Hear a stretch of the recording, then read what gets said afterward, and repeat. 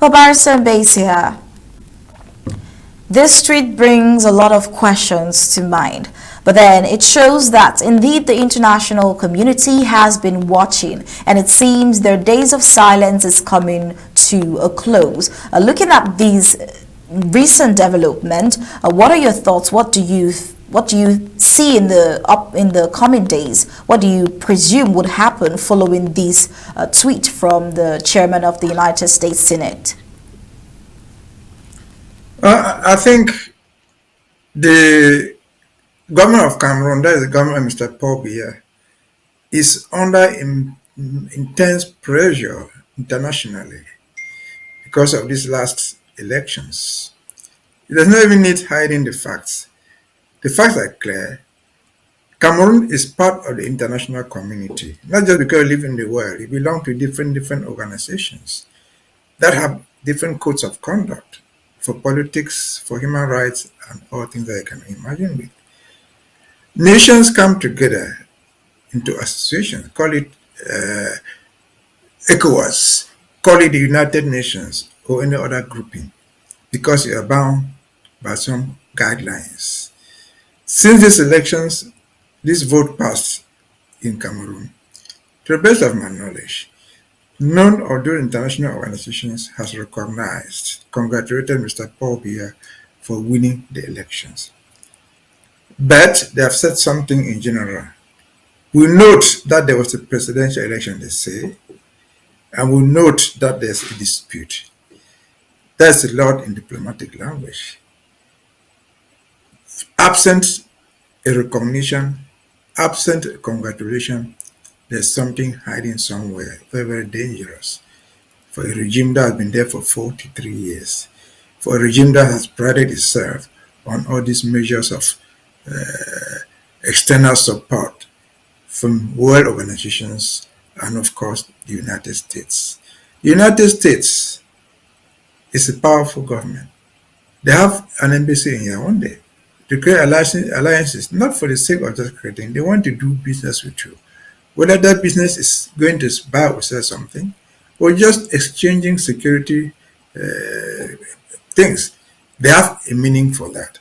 And so once you hear a statement from the Senate of the United States as that one, be careful, something is looming somewhere else.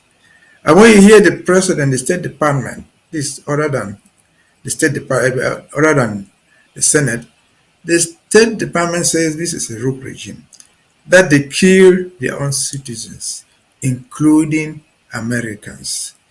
Who are these American Cameroonians who are being killed? The bulk of them are Ambazonians. So these things are not going unnoticed. And so when Mr. President Sarkozy says, and quotes Mandela, that he say, our interest must be mutual.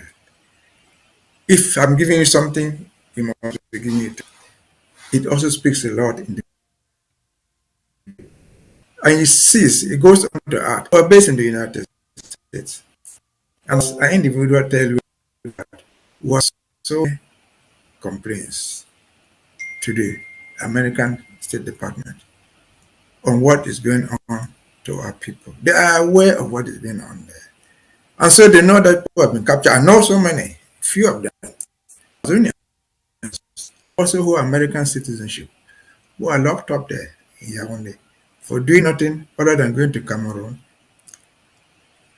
with an American passport, for doing nothing other than they being suspected for belonging to Ambazonia. And so the day is cast. Cameroon must be very, very careful with what is happening. I think the scenario is not going good for them. And it's not new. I get this as well. What happened in the Cote d'Ivoire? We know Cote d'Ivoire today for having a sitting as a president. Whatever came to power in the Cote d'Ivoire is nothing very different from what is happening in Cameroon right now. In 2010, there was a disputed elections, exactly like what has happened in Cameroon. Gbagbo claimed to have won. The Constitutional Council swore him in as a president. A few weeks after that, the international community intervenes. They came there and asked what happened. Show us evidence that this man won. They explained left and right. Their fraud was clear. And the international community told the Constitutional Council there, look, Mr. Constitutional Council, you created this problem. You declared Bagbo the winner when he had not won. You either change this thing or you cease to be part of our community. It was not one, the United Nations, they were all there. They forced the president of the Constitutional Council, Mr. Andre somebody, I still have his name, who went back to the Constitutional Council less than 2 months after they declared and issued a second order declaring that Bagbo had not won. It was Ouattara had won. And what did they give as their reason? That court said that, well, we thought Bagbo won. But the international community to which we belong has come to tell us that we were wrong. Who are we not to respect this community that will form part of it? That's the same scenario that is possible to happen in Cameroon. Will it be exactly like that? I don't know. But I'm simply saying that you don't ignore the power of the international community. Most importantly, in powerful nations like the United States. Importantly, the United Nations and other organizations. Nobody in the world, no country, Russia, China, they do business with you because they want to have a peaceful environment. Nobody, no country will come to do business if there's war going on there. Like you said somewhere, maybe we'll still come up there. You saw some gold mines, some gold places being burnt down. Those are not Cameroonian gold mines, those are foreigners who are exploiting the gold. They burned down that thing because of presidential election dispute. And so the signals are not simple. The signs are becoming clearer.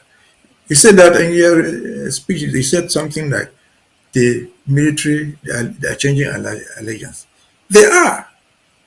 The military is made up of human beings. The military guys, they also voted. And we are told that in some military camps, because there were both polling stations there, Paul Biya did not even win. He didn't win there. And those are the same soldiers. What he's counting on them to support his regime. And so there are people there actively against the majority who did not vote him, even in the military, who would think, why are we suffering like this? Why am I hanging up to this thing? And so that is what it is. Again, back to Ambazonia, I think we're on a good footing. Diplomatically, we've sold our message. The Americans have understood. They are crying loud and clear that the victims of this thing, being locked up, being killed, are Americans.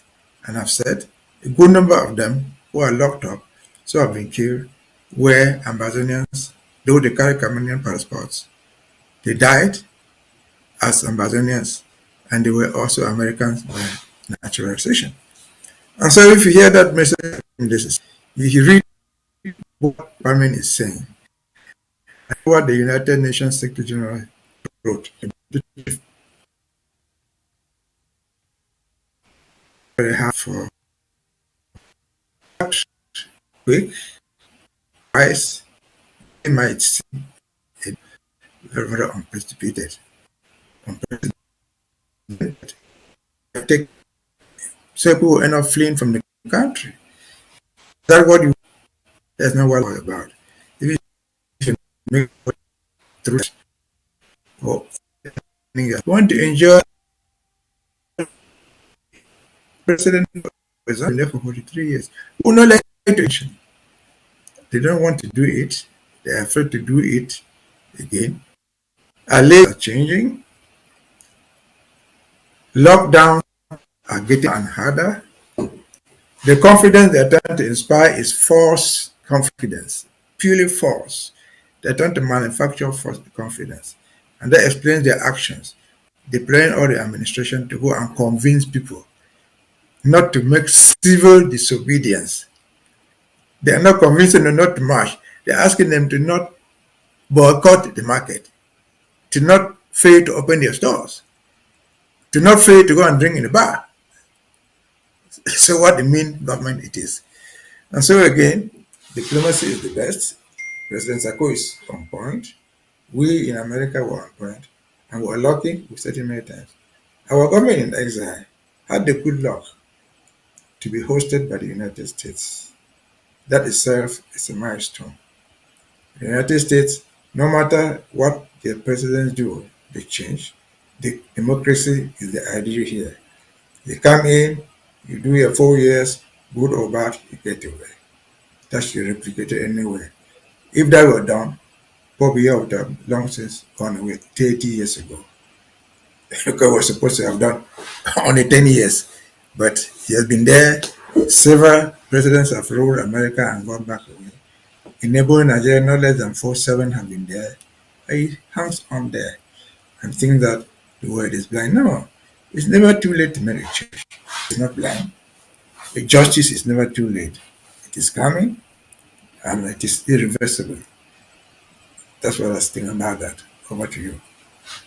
Much, Barrister, for your contributions on Undaunted tonight, and this explains even more layers than we can understand on the matter. It's been amazing having you here on Undaunted, but due to time, we'll just carry on with the rest of the news for tonight. Thank you for joining in, Barrister. Thank you for having me.